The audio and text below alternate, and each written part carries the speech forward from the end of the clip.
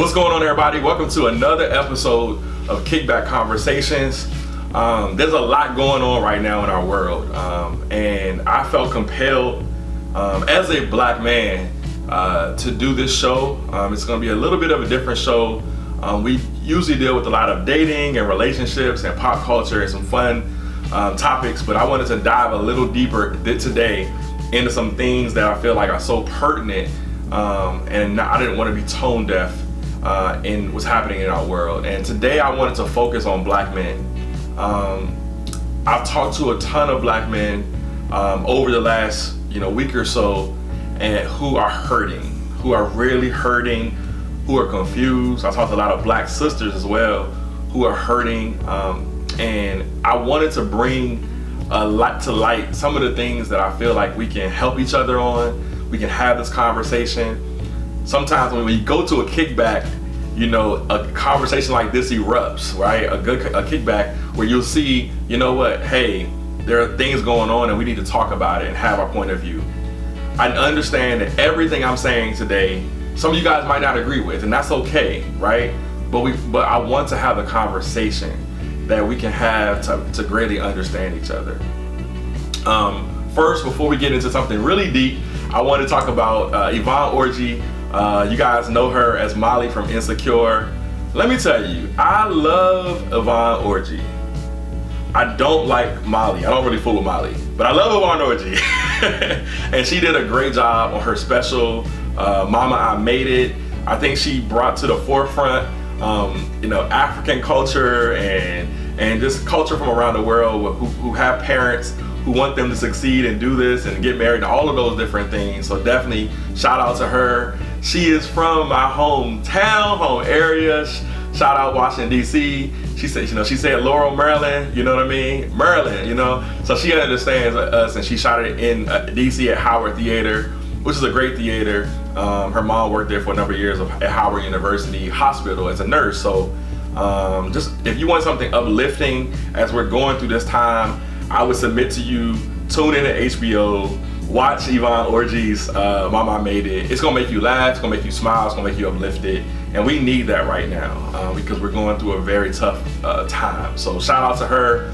I always love what she says. Like I said, on Instagram, she has some great quotes talking about 2020 not being canceled. It might be the year that we actually need. And I think that's so important and so pertinent for this time that we're in. So shout out to her. Love me some Yvonne Orji, but I don't fool with Molly. I said it, I don't fool with Molly. All right, that's a little lighthearted before we get into our topic of the day. And I wanted to talk about just what is it that black men are feeling right now. We've seen the death of George Floyd, the assassination of George Floyd in front of our eyes. We've seen the assassination of Ahmaud Arbery. We've seen the assassination of Breonna Taylor. And there's so many more people that are now being brought to the forefront. And every day I wake up, as a black man, there's a lot of emotion because we are taught, do this, do that, do these things, and you'll be okay, you'll be protected. But the truth of the matter is, no matter how much education you have, no matter how you're dressed, no matter how you look, you still can be a statistic. George Floyd could have been me. George Floyd could have been you. And I think that's the disheartening part. As a black man who's worked for years in corporate America, before I went into entrepreneurism, I remember going and traveling a lot on a plane, getting on the plane and, going to my destination to have these meetings. The company I was working for at the time, I was one of probably 3 to 4 blacks in the entire country at this company. So it was a heavy responsibility, heavy burden, it felt like sometimes. But I remember in the airport, right? In the airport where people would stop, depending upon the attire I wore that day, I would be treated differently. So many times for me, if I'm about to get on the plane and I know I've headed right to a meeting or so forth, I would wear a suit. And the TSA agents, the gate agents, people, everybody, yes sir, oh excuse me sir, oh sir, do you want this sir? Yes sir, yes, everything sir. But there are times that I will wear just some sweats and a t-shirt or what have you because I'm heading to the hotel, I don't have a meeting, I just want to check in and chill until my meeting is the next day. And the sirs went away. There was no sirs anymore. I'm the same man, I'm the same black man. But based upon the attire in which I wore, I was treated differently. And I think these are some of the things that we've seen. In my own life, I remember being with my mother as she was returning tapes to Blockbuster Video. I think I must have been maybe 11 or 12 at the time. I'm in the car. She's literally going to the drop box of Blockbuster Video. The place right next to Blockbuster was an ATM, and a white lady pulled up, and I remember her literally pulling up, and she's going to the ATM, and she looks over at me. I'm a 12-year-old boy. She looks over at me in the car, and she starts to shiver, and she starts to hold her purse and literally walk backwards to the ATM because she felt threatened by me. And as a 12-year-old boy, that broke me. Because I'm not threatening. I'm still watching, cartoons with my friends. I'm still, having fun and those kind of things. I didn't see myself as a threat. But I had to learn very early that the world would see me as a threat, even when I didn't see myself that way. And that's a hard pill to swallow that a lot of black men deal with. Even going even further with attire, a lot of times what we don't understand is the little things that give us PTSD as black men are not based upon us going to serve our country in the military or not. They're literally just living, just being alive. And that's why when we go on a date, we want the seat that watches the door, right? That's because we want to make sure we can see everything because something may happen. That's why we, unlike our white counterparts, can't go to a sports bar or what have you with friends and wear flip-flops or slides or what have you that they can wear. We typically are in tennis shoes or Timberland boots, and back in the day, all those kind of things, because we understand that at any moment my life can be threatened. I need to run or fight. These are the traumas of being a black man. And I think we have to understand this. We have to know it. We have to own it. But I wanted to talk a little bit about just what I've been asking some of my friends and some people I know to ask questions. And I wanted some questions from black sisters, that you guys wanted to ask us. So I'm going to answer some of those questions that were submitted, that were texted me, DM'd to me, what have you today. And I wanted to share that before we go deeper into it.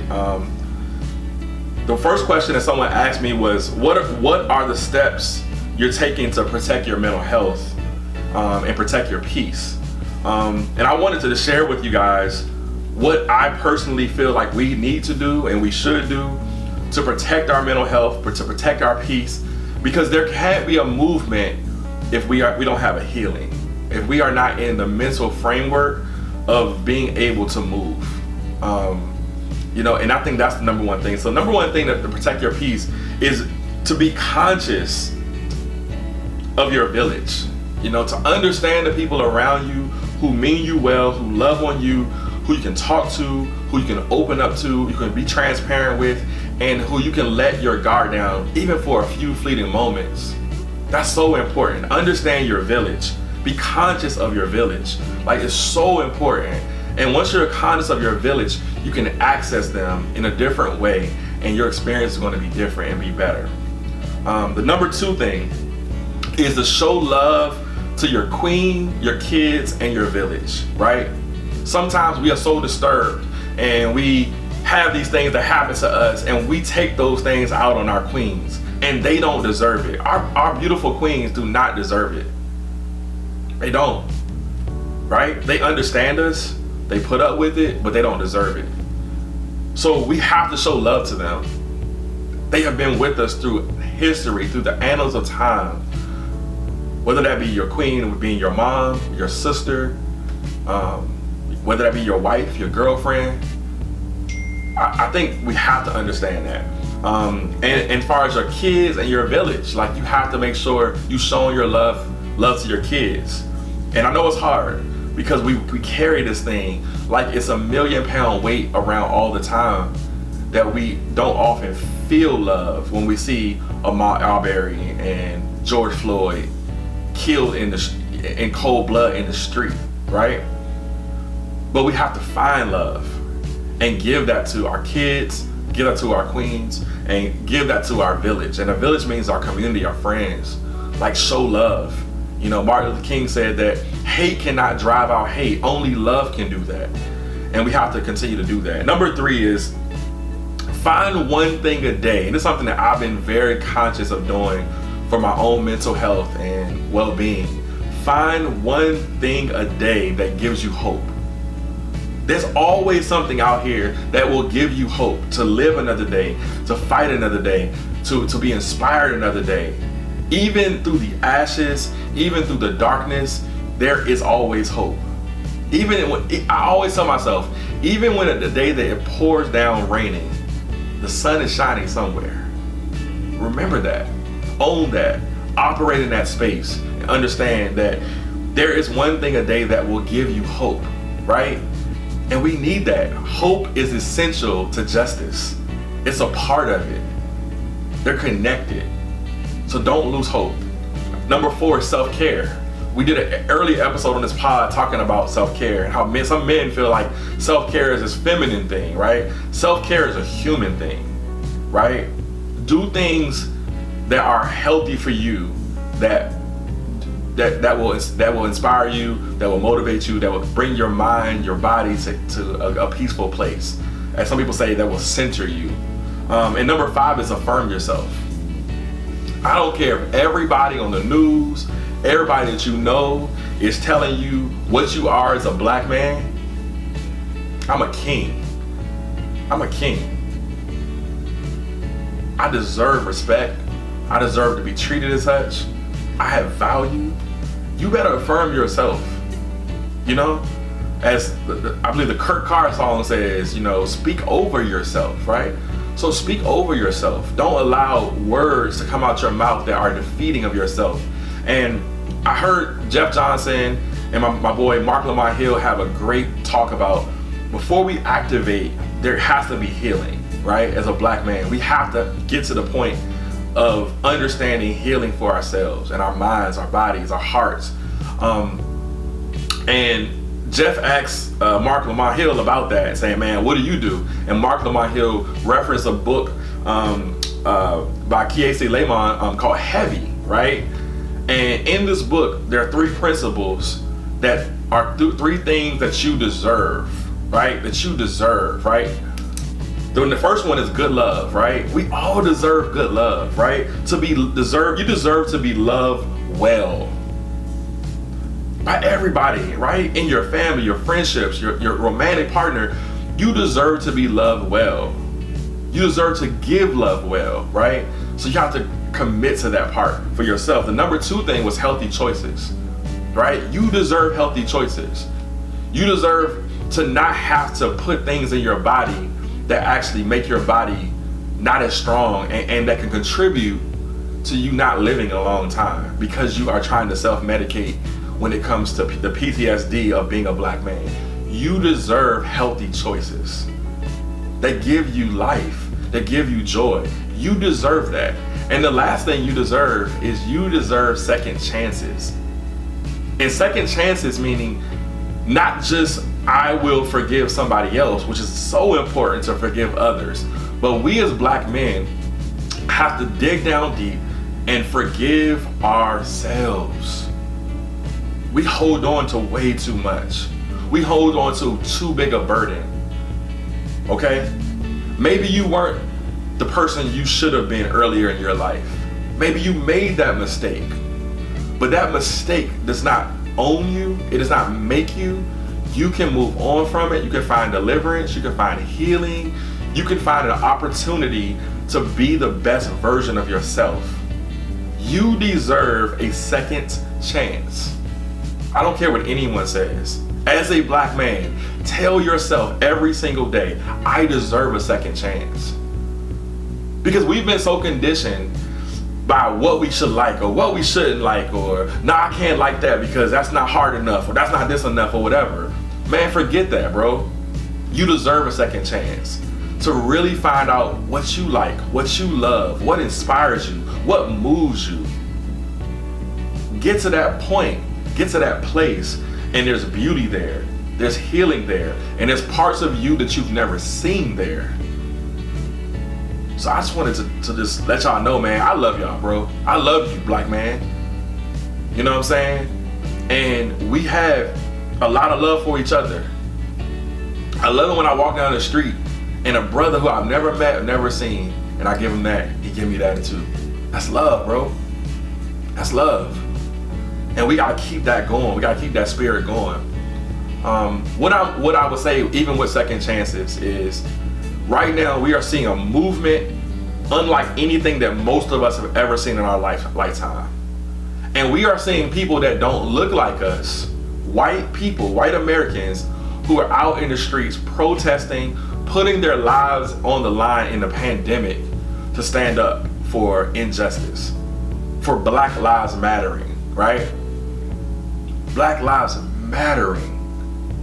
Black lives actually mattering. Think about that.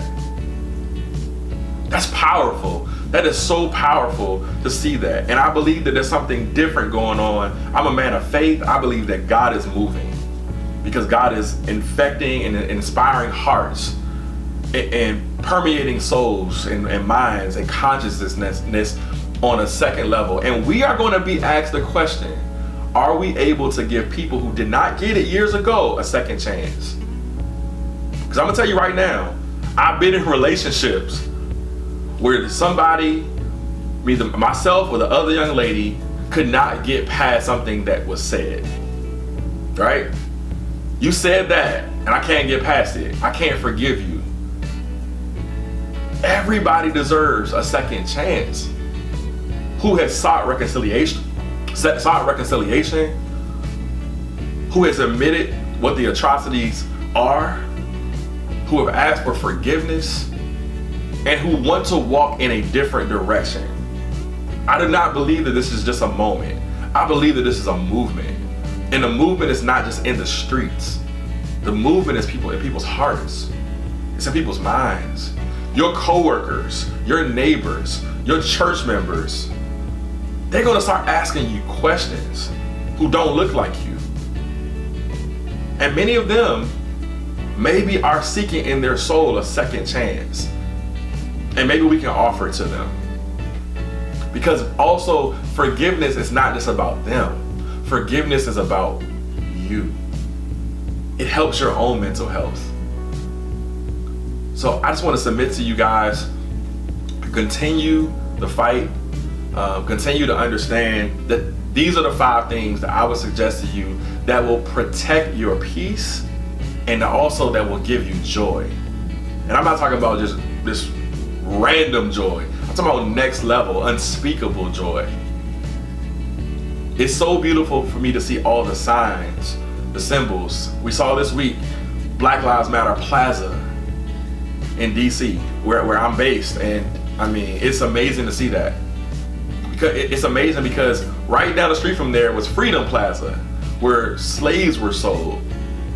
Where once where slaves were sold, now Black Lives Matter Plaza. And people who don't even think like you, even people who would talk that ignorant talk of all lives matter, have to give their cousin and them directions when they go into brunch. Oh yeah, make a right turn, make a left turn. Yeah, at Black Lives Matter Plaza, they gotta speak the name. You said say the name, they gonna speak that name for as long as that sign remains, and I'm excited about that. I think that gives an opportunity to make a statement, and there's more to come. I'm not dismissing that there's not a lot more to come, because we are just getting started. But I want to say to you guys that cherish the moments, cherish the process, and look at the flowers on the journey and as we go. So the second question that was asked was, what is the best way as a black woman we can support you? And I wanted to say this real quick, that I think that it's not a one-way type of thing. I think one thing to every man is different. But I will say one thing is creating a transparent environment that we can be transparent and open and vulnerable with you. Because many times we can't be open and vulnerable in society at all, many times, right? We gotta be strong, we gotta be tough, we gotta be all these different things. So letting that brother cry on your shoulder, letting that brother talk about things that he is concerned about that he does not have answers for, right? Letting him voice the frustrations of what's happening to him in his life. Letting him let you know he might be scared. He might be angry. He might not know what to do at raising a son or daughter in this country. Like, creating that space of vulnerability, I think, can go a long ways. Because letting that stuff out. The other thing, black women can do is just keep being the great people that you are. We owe you guys so much because you have done so much for us. You've done so much for this country. You've done so much for the possibilities of who we want to be. I think, even when it comes to like black women in this country, I've heard someone say the other day that, black people for years have been the conscience of America, even when we did not ask to be. Like, think about that for a second. So when we're saying something's wrong, people typically have to listen, because something typically is really out of place. So I would say that's one thing that you guys can do as our sisters, to support us, and just check in with the brother. You know what I mean? One thing that I've noticed as part of culture is when somebody says, "Hey man, you okay?" And you like, "Oh yeah, I'm good." Because if you say, "I'm not okay, my life is crumbling, I don't know what to do, I cried myself to sleep last night, I'm frustrated, I'm mad," that person who's asking that question does not know how to unpack that, right? So we hide behind, "I'm okay." And I thought about what it means as far as the Black National Anthem. It says, "God of our weary years, God of our silent tears." Silent tears. Think about that for a second. Why are our tears silent? And I think that's the thing that every black woman and black man definitely experiences, that when it comes to that. So I hope that helps. Thank you for that person who asked that question.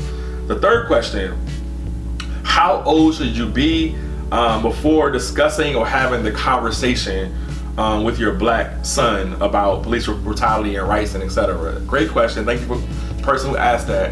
I think it depends upon your child. I really would say it depends upon the maturity and understanding of your child. You as a parent engage with that child on a consistent basis, so you know what they can handle, what they can't, and when they can handle it, right? But I want to say that we want to make sure that we put our young black men and black women in position to be successful the best we can, to be conscious of what's going on, to educate them of the system that was created that may not represent their interest, right? So I think we have to do that education piece of understanding, but also education of the streets, understand of what their rights are. That's why today I wore my "I Know My Rights" t-shirt, because every black person should know their rights. What are your rights in this country? Because if we do not have rights, we have nothing. We are slaves, right? Rights meaning laws, that understanding what the law says. How do you navigate those things? Understanding those things. And I think that you continue to let your child know what the history of this country is. We can't assume that everybody doesn't know everything. I mean, I joke all the time. Some people don't know 90s R&B. I'm like, where were you, bruh? Like, you 40 years old, you don't know what 90s R&B? You don't know who Tevin Campbell and Jodeci was? Like, But I feel like we can't take anything for granted in educating people and letting them understand what the next thing is for them. Ta-Nehisi Coates says in his book, Between the World and Me, that race is the child of racism, not the father.